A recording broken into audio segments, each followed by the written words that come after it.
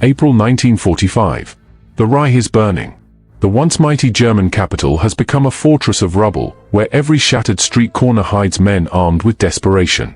Among them are Hitler's most loyal soldiers, the Waffen-SS, foreign volunteers from France, Scandinavia, and across occupied Europe march alongside hardened veterans, sworn to protect the Führer to their final breath. For years, these men had been the vanguard of Nazi terror. Now, they are prey. The Soviets have come for Berlin. 2.5 million Red Army soldiers surround the city, their artillery pounding without pause. Shells scream overhead, crashing into apartment blocks and government buildings, reducing them to dust and fire. Soviet soldiers advance through the smoke, driven by fury, revenge, and orders that promise no mercy. To them, the black-uniformed SS are not prisoners of war, they are executioners who must pay in blood. In the cellars of the Reichstag, in the shadows of the Führer bunker, the SS prepare for a last stand. The stench of death mixes with gasoline fumes and acrid smoke. Panzerfaust launchers lean against broken walls, while young recruits, some barely more than boys, tremble beside veterans whose eyes burn with fanatic loyalty. The order is clear: fight to the death. There will be no retreat, no surrender. Yet every man knows the truth. The Soviets are coming, and what waits for the SS in the ruins of Berlin will not be mercy. It will be vengeance. The nightmare is beginning, and Hitler's elite are about to face their reckoning. They called themselves the elite. The Waffen-SS divisions inside Berlin in April 1945 were not ordinary soldiers, they were Hitler's chosen. Forged in the fire of fanaticism, their black insignia carried a promise of loyalty unto death. Many were veterans of the Eastern Front, hardened by years of brutal combat. Others were foreign volunteers, Frenchmen of the Charlemagne Division, Danes and Norwegians of Nordland, even Dutch and Belgian recruits. They had sworn an oath not to their nation, but to Adolf Hitler himself. Propaganda had painted them as the guardians of the Reich, the shield of National Socialism. Posters showed their clean uniforms, their iron discipline, their eyes staring straight ahead with unyielding devotion. To millions across occupied Europe, they were the iron fist of Nazi terror, feared executioners, ruthless enforcers, unflinching in battle. But now, in the spring of 1945, the reality was very different. Berlin was collapsing around them. Food was scarce, ammunition dwindling, and the air filled with the constant rumble of Soviet artillery. Yet still they clung to their belief in the Führer's destiny. Some whispered of miracle weapons that would turn the tide. Others believed rumors that the Western Allies would suddenly march to their aid. The fanatic flame was kept alive by delusion. Inside the Führer bunker, orders were handed down. The SS would defend the Reich's heart at any cost. They were to fight street by street, house by house, even room by room if necessary. And for many of these men, indoctrinated from youth, their loyalty etched into bone, the idea of surrender was unthinkable. They were not preparing for survival. They were preparing for martyrdom. The battle for Berlin begins in fire. On April 21st, Soviet artillery unleashes a storm unlike anything the city has ever endured.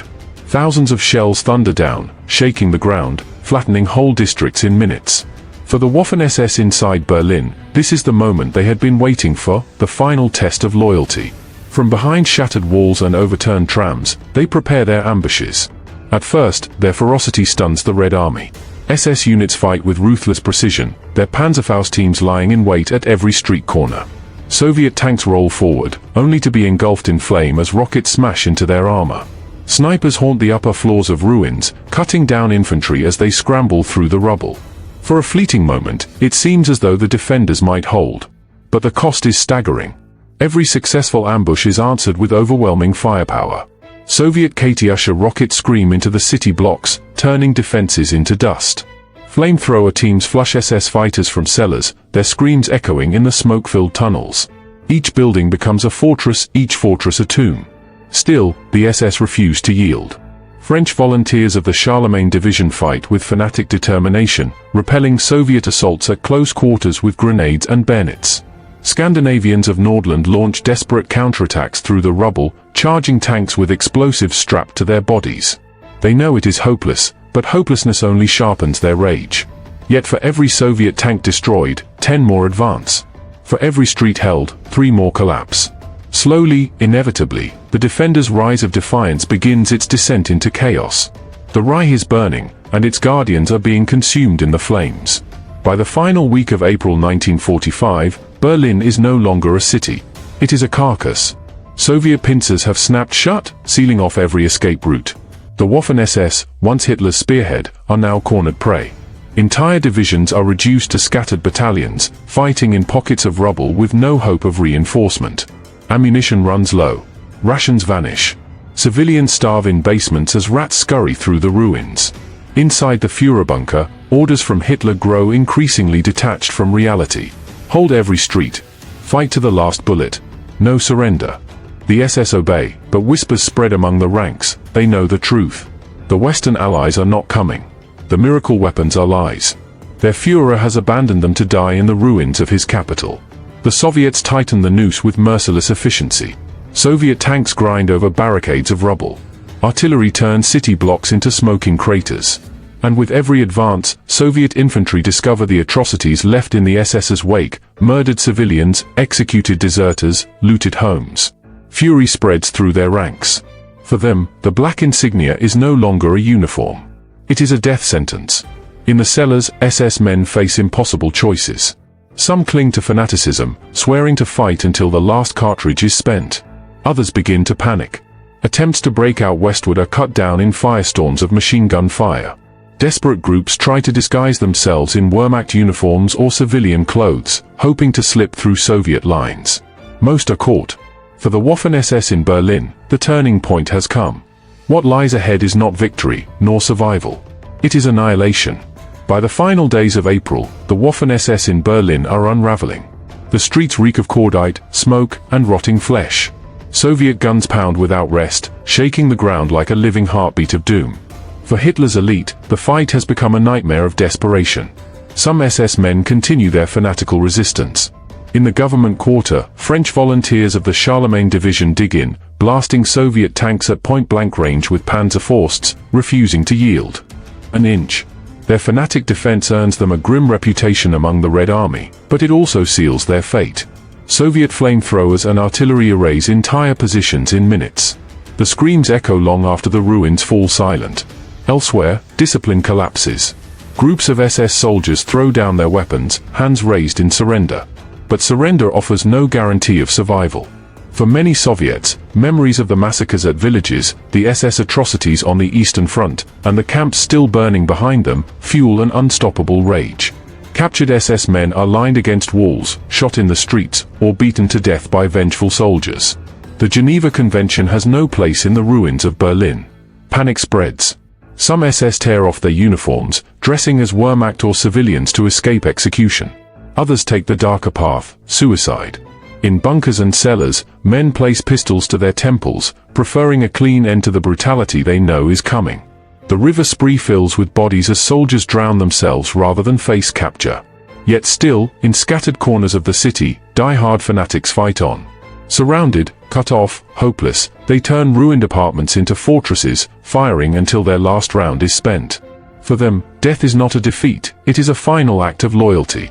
Berlin has become a graveyard, and the SS are its most hunted dead. The last days of April bleed into May, and with them comes the end of Hitler's most loyal. In the ruins of central Berlin, scattered Waffen-SS pockets are crushed one by one. Soviet troops storm buildings with grenades and flamethrowers, reducing strongholds to charred husks. Entire SS units vanish in fire and rubble, their banners buried beneath smoking stone. The once feared divisions of Nordland and Charlemagne are now ghosts, their survivors numbering only dozens where once they had been thousands. Those who fall into Soviet hands often meet a swift and brutal fate. Captured SS are dragged into courtyards, lined against walls, and executed without trial. Others are beaten to death on the spot, their insignia ripped from their collars as trophies. The Soviets make little distinction between the guilty and the young recruits pressed into SS uniforms. The black runes mark them all for death. In the Führer bunker itself, the reality shatters. Hitler is dead by his own hand, leaving his SS guard staring into the abyss. Many choose to follow his example, swallowing cyanide capsules or putting pistols to their heads in the bunker corridors. Others attempt desperate breakouts under cover of darkness, but Soviet patrols cut them down in the streets. The few who escape are hunted through the ruins, dragged from hiding places, and executed. For the fanatics, the end comes in fire. Surrounded in makeshift strongholds, they hurl grenades until their ammunition is gone, then fight with bayonets and bare hands before being annihilated. No quarter is asked, and none is given. By May 2nd, Berlin surrenders. But for Hitler's elite, there is no surrender.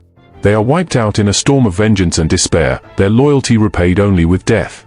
When the guns finally fall silent on May 2nd, Berlin is no longer a city but a corpse. Smoking ruins stretch as far as the eye can see, its streets littered with the dead. But the horror does not end with surrender. For the Waffen-SS, the aftermath is as merciless as the battle itself. The Red Army, scarred by 4 years of unimaginable loss, unleashes its fury. SS prisoners are singled out immediately. Unlike regular Wehrmacht soldiers, they are not marched into captivity, many are executed on the spot. Courtyards echo with gunfire as groups of captured SS are lined up and shot. Those who try to plead innocence are silenced with a bullet or a rifle butt. Others vanish into the abyss of Soviet prisons. Dragged eastward, they are crammed into cattle cars bound for the Gulag. Few ever return. Disease, starvation, and brutal labor swallow them whole, their names erased from history. The vengeance extends beyond the soldiers. In the chaos of occupation, Soviet troops exact their own brutal toll on Berlin's civilians. Women are assaulted in staggering numbers, homes are looted, and survivors of the SS's reign of terror now witness a new cycle of suffering. The city becomes a place where the lines between justice and revenge blur, and mercy is nowhere to be found. For the Waffen-SS who once marched with arrogance through conquered lands, their end is grimly poetic. Hunted, executed, or enslaved, their oath of loyalty to Hitler has led them only to destruction. The nightmare of Berlin is over, but the shadow it casts, of vengeance, atrocity, and the utter ruin of fanaticism, will linger for generations. The ruins of Berlin in May 1945 swallowed the last remnants of Hitler's elite. Their bodies lay in cellars, in streets, in shallow graves hastily dug beneath collapsing walls.